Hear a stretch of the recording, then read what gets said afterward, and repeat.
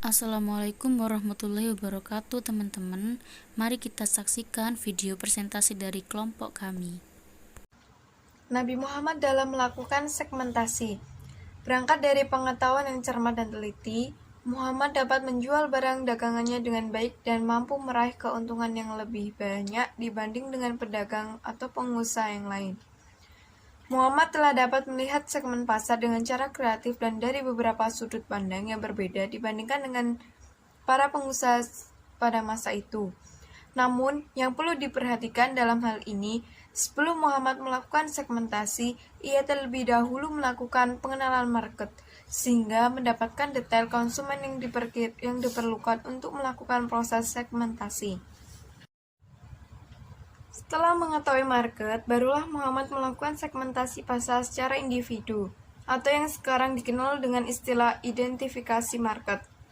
Dengan pengenalan yang mendalam, memungkinkan Muhammad untuk mengetahui bagaimana pola pendekatan yang harus dilakukan. Pada akhirnya, Muhammad dapat memasuki semua segmen yang ada, terdiri dari berbagai tingkatan usia, status sosial, dan kebiasaan. Nabi Muhammad dalam melakukan targeting. Secara individu, Muhammad telah melakukan targeting yang luar biasa. Berbeda dengan teori targeting yang hanya memfokuskan pada suatu segmen atau komunitas, seorang Muhammad dapat memasuki semua segmen yang ada pada masyarakat semenanjung Arabia. Bahkan, Muhammad mampu melakukan targeting mulai dari kalangan raja-raja sampai pada budak-budak belian pada masa itu. Muhammad dapat melakukan sistem one brand for all tetapi dengan positioning yang berbeda. Pada awalnya memang Muhammad melakukan prinsip targeting, tapi kemudian ia tetap mengarah pada semua segmen yang ada. Muhammad telah mampu melakukan one-on-one marketing yang merupakan segmen terkecil dari market. Ia tidak lagi perlu melakukan targeting secara khusus. Setiap individu yang ada dapat dijadikan target market. Muhammad telah melakukan targeting tidak hanya secara bisnis, tapi juga harus secara personal. Nabi Muhammad dalam melakukan positioning. Reputasi Muhammad sebagai pedagang yang jujur dan terpercaya telah terbina dengan baik sejak usia muda, baik di kalangan pengusaha saat itu sampai ke kalangan investor yang merupakan orang-orang kaya di kota Makkah. Ia selalu memperlihatkan rasa tanggung jawab dan integritas yang besar dalam berurusan dengan orang baik. Positioning itulah yang secara terus-menerus ditanamkan oleh Muhammad, sehingga dengan baik dalam benak para pengusaha. Jelaslah bahwa konsep positioning telah digunakan oleh Muhammad tidak hanya dalam perdagangan, tapi juga dalam kehidupan sehari-hari. Keteguhan seorang Muhammad dalam menjaga positioningnya merupakan bentuk konsistensi identitas yang telah dimiliki. Karena Muhammad menyadari bahwa image yang ia bangun akan menjadi referensi bagi orang-orang yang belum mengenalnya. Dengan demikian, Muhammad akan selalu dikenal dengan positioningnya yang telah ia bangun. Positioning Muhammad pun sampai sekarang masih sangat terasa dengan banyaknya orang yang mengidolakan, mengagumi, dan mengikuti semua contoh yang telah ia berikan. Sangat tidak mengherankan apabila Nabi Muhammad menjadi nomor satu pada daftar 100 orang yang paling berpengaruh di muka bumi ini. Baik, yang selanjutnya ialah tentang Nabi Muhammad dalam melakukan bauran pemasaran. Di mana Nabi Muhammad dalam melakukan bauran pemasaran itu ia itu telah menggunakan konsep-konsep dagang yang apabila dikembangkan itu lebih dalam dan akan menjadi konsep marketing mix yang kita kenal sekarang. Kemudian konsep produk yang digunakan oleh Nabi Muhammad SAW sendiri adalah konsep yang pertama dalam hal produk. Nabi Muhammad itu selalu menjelaskan dengan baik kepada semua pembelinya akan kelebihannya ataupun kekurangan produk yang ia jual. Kemudian Nabi Muhammad juga bersabda, dua orang yang berjual beli masing-masing mempunyai hak pilih untuk meneruskan jual beli atau tidak, selama keduanya itu masih belum berpisah.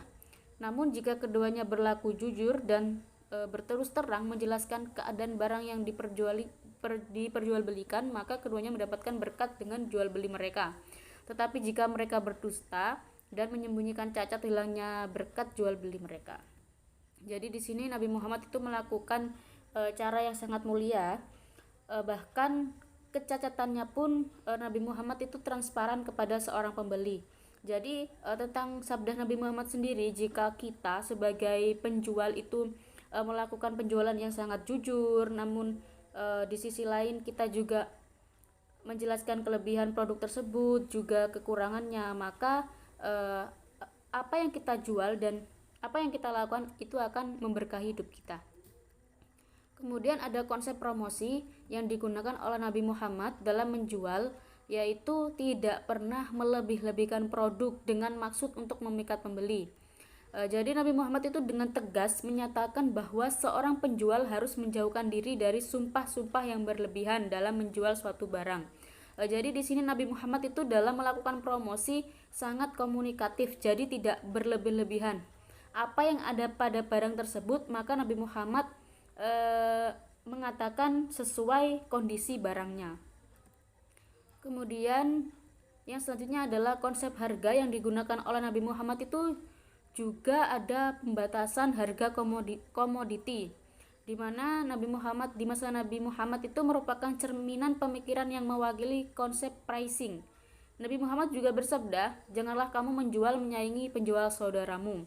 Konsep persaingan tersebut itu dilakukan Nabi Muhammad secara sehat dalam menentukan harga dan sudah ditekankan oleh Nabi Muhammad sendiri. Kemudian yang terakhir ada konsep distribusi, yaitu lokasi yang digunakan oleh Nabi Muhammad pada masa Nabi Muhammad tersebut telah ada kecenderungan orang-orang untuk memotong jalur distribusi.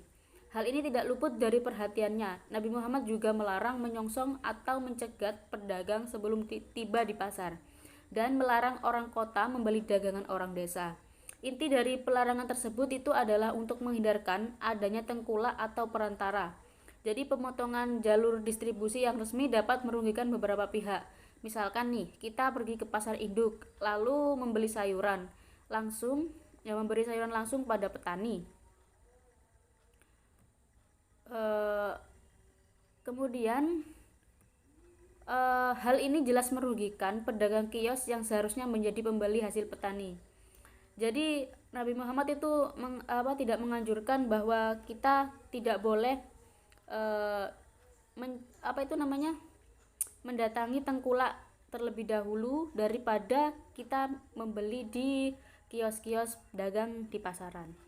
Kemudian kita memang mendapatkan barang yang kita inginkan dengan harga murah, tetapi yang kita lakukan itu telah merugikan orang lain, dan itu yang selalu dihindari oleh Nabi Muhammad SAW dalam menjalankan distribusinya. Muhammad dalam melakukan branding proses service. Branding, penggunaan nama perusahaan pada penamaan produk adalah untuk menjembatani produk dengan konsumen. Pencantuman nama Microsoft pada seluruh software yang dikeluarkan oleh perusahaan komputer.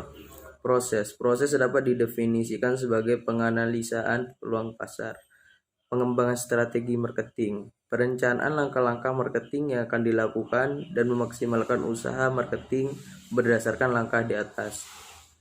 Dan yang ketiga adalah service. Sudah menjadi kebiasaan dari sebagian besar orang saat membaca koran. Untuk membaca kolom surat membaca selalu dipandang lebih menarik. Kolom tersebut seringkali berisi keluhan-keluhan yang dilayangkan oleh orang-orang yang mempunyai pengalaman buruk dalam hal menerima servis, entah itu restoran, pusat pembelanjaan, atau tempat-tempat lain yang menjual barang atau jasa. Baik, di sini saya akan menjelaskan tentang Islamic values. Nilai-nilai Islam pada hakikatnya merupakan kumpulan prinsip hidup, ajaran tentang bagaimana seharusnya manusia menjalani kehidupannya di dunia ini. Prinsip yang satu dengan yang lainnya saling terkait membentuk satu kesatuan yang tidak dapat dipisahkan. Hal terpenting berupa nilai-nilai Islam harus ditransformasikan ke dalam lapangan kehidupan manusia. Dalam pembagian dimensi kehidupan Islam lainnya terdapat dimensi tauhid, syariah, dan akhlak. Namun secara umum nilai-nilai Islam lebih menonjol dalam bentuk nilai moral, iman, atau akidah. Terima kasih sudah menyimak video dari kami. Wassalamualaikum warahmatullahi wabarakatuh.